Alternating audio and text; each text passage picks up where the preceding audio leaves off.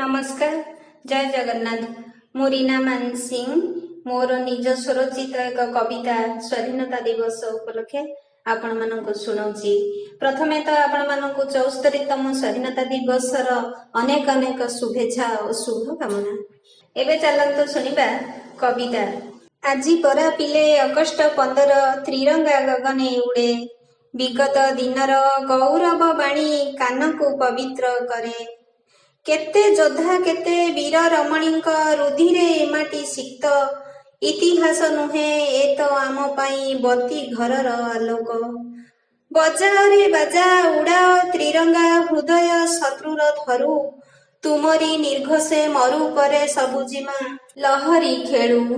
एठी परा नीति बुद्ध महावीर नानकंक शुभे बाणी, चंद्रगुप्त मौर्य अशोक शिवाजी पुरुंकर कर्मस्थली।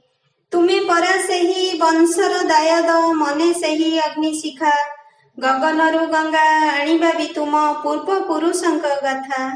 तुमरी वीरत्व देखिला मात्रेके शत्रुर धमनी फाटू, तुम हाते थिबा मशालर दीप्ति तारका पुंजकु दिशु। तुम हाते थिबा मशालर दीप्ति तारका पुंजकु दिशु। तुम हाते थिबा मशालर दीप्ति तारका पुंजकु दिशु।